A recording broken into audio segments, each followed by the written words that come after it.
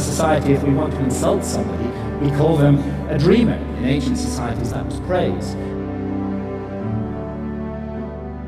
And we have erected huge apparatuses of armed bureaucracies who will invade our privacy, who will break down our doors, who will arrest us, who will send us to prison, sometimes for years, for possessing even small quantities of psilocybin or substances like DMT, whether in its smokable form or in the ayahuasca brew. And yet, ironically, DMT is, we now know, a natural brain hormone. We all have it in our bodies, and it's just that its function remains unknown for lack of research. And it's not as though our society is opposed in principle to altered states of consciousness. I mean, billions are being made by the unholy alliance of psychiatrists and big pharma in overprescribing drugs to control so-called syndromes like depression or attention deficit disorder in teenagers. And we have a love affair in our society with alcohol. We glorify this most boring of drugs, despite the terrible consequences that it often has. And of course we love our stimulants, our tea, our coffee, our energy drinks, our sugar, and huge industries are built around these substances, which are valued because of the way they alter consciousness.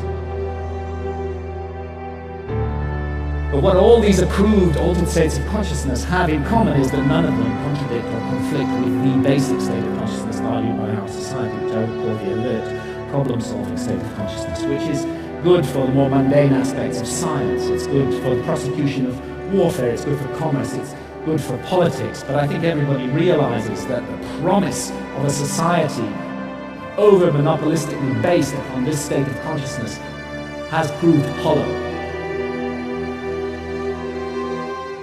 And that this model is no longer working.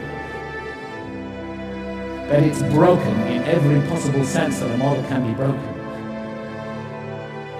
And urgently we need to find something to replace it. The vast problems of global pollution that have resulted from a single-minded pursuit of profit, the horrors of nuclear proliferation, the specter of hunger that millions every night go to bed starving, but we can't even solve this problem despite our alert problem-solving state of consciousness. And look what's happening in the Amazon, the lungs of our planet, this precious home of biodiversity. The old-growth rainforest being cut down and replaced with soybean farms so we can feed cattle, so that we can all eat hamburgers. Only a truly insane global state of consciousness could allow such an abomination to occur.